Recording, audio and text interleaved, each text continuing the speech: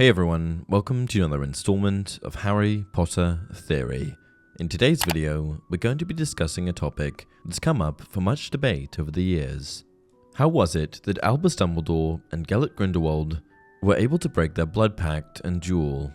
For many, this question would have initially come up long ago, after the release of the Deathly Hallows novel, nearly 15 years ago in 2007. Here, Harry Potter fans were first introduced to the idea that Albus hasn't always kept the most acceptable company, discovering that he was once close to the dark wizard Gellert Grindelwald.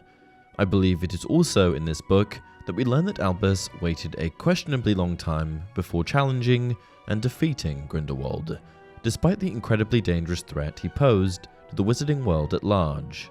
That said, he did finally challenge Gellert in 1945, besting him in a duel that became most infamous. Dumbledore's delay in dueling Grindelwald at first seems puzzling. However, we now know for certain that Albus was unable to challenge Grindelwald due to an unbreakable blood pact that the two men made in their youth. This would have been when both wizards were interested in pursuing the same revolutionary cause, to overthrow the Muggle population and rule over them with magic. And so, it's quite likely that they made the pact to prevent any disagreement getting in the way of achieving this goal, in the event that one of the two wizards decided against their vision, which, of course, Dumbledore eventually did. For those who may be unfamiliar, a blood pact is a theoretically unbreakable magical agreement between two wizards, resulting in either party being unable to harm the other. This magically binding contract was performed by blood being drawn, typically from the hand, at which point the two wizards would place their palms against each other and state an oath. A drop of blood from each wizard would rise above their interlocked hands, form as one, and become enclosed in a magical vial. This vial would remain the physical manifestation of the blood pact. At the end of Fantastic Beasts: The Crimes of Grindelwald, we get to see the physical manifestation of Dumbledore and Grindelwald's pact, a vial that Grindelwald keeps on his person at all times. Despite doing so, however, Grindelwald loses this incredibly valuable item, as it's the only thing preventing Albus from being able to attack him, to none other than a Niffler, a small magical creature who is simply obsessed with shiny things. This particular Niffler belonged to Fantastic Beasts protagonist and ally of Dumbledore, Newt Scamander. So, thanks to the jewelry-obsessed Niffler, Albus is reunited with the one thing that, if he can destroy it, could allow him to finally take down Grindelwald. Now, it's important to note here that Dumbledore gains possession of the Blood Pact vial in 1927. However, we know that the infamous duel between Albus and Grindelwald doesn't occur until 1945, 18 long years later. We know that eventually, Dumbledore is successful in breaking the Blood Pact and challenging Grindelwald. But what we don't know is how he does it, or how long it takes him. It would be quite reasonable to assume that perhaps it takes Albus almost 2 decades to crack a theoretically unbreakable pact. It had never been done before, that we know of. So it's not out of the question that it could simply take time to break this magically binding contract. But my theory takes a bit of a different perspective. I suspect that in the upcoming Fantastic Beasts film, The Secrets of Dumbledore, we will witness him break the blood pact, or at least get around it. You may think that this would be too soon, according to the timeline of when Dumbledore does in fact duel Grindelwald, but hear me out. Firstly, we have yet to discover how much time has passed between the crimes of Grindelwald and the Secrets of Dumbledore, and based solely on Credence's new look, I'd wager that at least a few years have gone by. There are also several other clues throughout the two trailers that a fair bit of time has elapsed between films. First of all, we have no indication of where either Tina or Nagini is, and if we were to be picking up right where we'd left off, presumably they would be in at least one of the previews. However, both of these women are quite noticeably absent. Secondly, we see at least one new face, the school teacher, as Theseus Scamander refers to her, who seems to be quite familiar to our group of protagonists, even if not to us. This character has likely joined Newt and the others in the time that has passed between the films. In my opinion, I believe that around 5 to 10 years have gone by since the last film. This would bring us to the mid to late 1930s. Then, let's consider that the Secrets of Dumbledore may take place over the course of a year or so, getting us that much closer to 1945.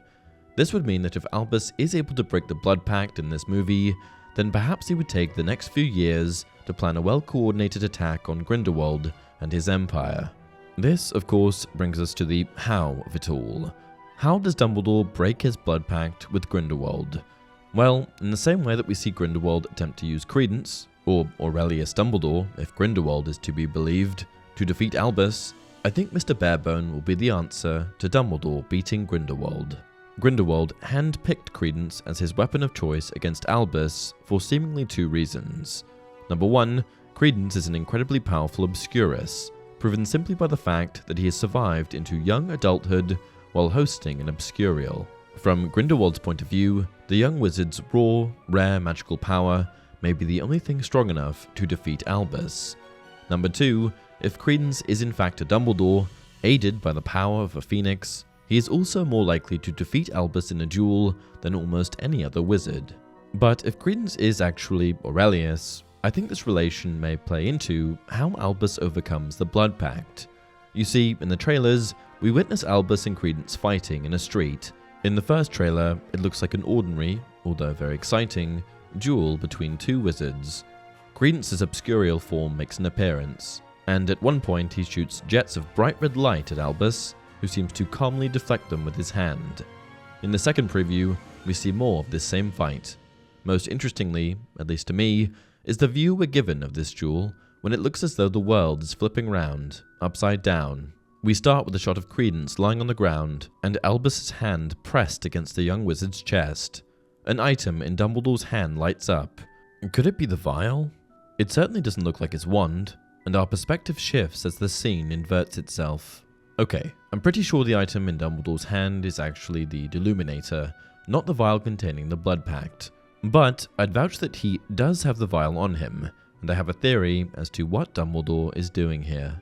Could this bizarre scene indicate Dumbledore shifting the pact to Credence? If Credence truly is a member of the Dumbledore family, he would of course share the same blood as Albus. So, if they actually are related, which we don't know yet, could it be possible that Dumbledore discovers a way to transfer this magically binding blood contract to another wizard with the same genes? After all, if Credence turns out to be Albus's long-lost brother, Aurelius would share the same genetic makeup, which, perhaps, could be enough to fool the vial into thinking one was the same as the other. So maybe Dumbledore doesn't break the unbreakable after all, he simply removes himself from it. Now you may be thinking, well, if it turns out to be possible that a blood pact could be shifted to another member of your family, why wouldn't other witches and wizards have attempted to do the same? Why wouldn't Albus simply ask his brother Aberforth to take on the pact in his place, so that he could go after Grindelwald? Well, my theory is that the process of transferring the pact is not a particularly safe one.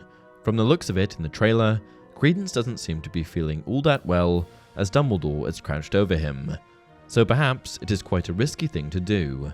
Further to this point is the fact that Albus looks rather regretful as he's doing whatever it is he's doing to Credence. So how would Dumbledore know how to do this? Well, if we look at Dumbledore's history, it's fairly apparent that he is a talented wizard, having achieved all sorts of accolades by the time he was just a young adult.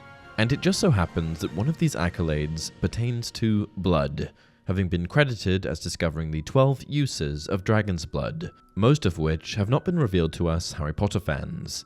It seems like Dumbledore is a blood expert, particularly in the realm of its use, and so I don't think it's a stretch to say that Dumbledore's knowledge of blood, or perhaps even the use of dragon's blood itself, relates to the broken blood pact with Grindelwald. How dragon's blood specifically comes into play here is not really something I've begun to tackle yet, but if you guys want a video on it, I'm open to giving it a go. In any case, if Dumbledore is successful in removing himself from the blood pact with Grindelwald in the upcoming movie, I don't think it'll be long before we see the two duke it out. Which brings us to the end of another video. What do you think? Will Dumbledore crack his blood pact with Grindelwald this film, or will we only see him get close? Do you think getting out of the pact has anything to do with Credence, or do you think my theory is mad? Let me know your thoughts in the comments below, and, as always, if you enjoyed this video, don't forget to like it and subscribe to the channel. Until next time, things are not quite what they appear.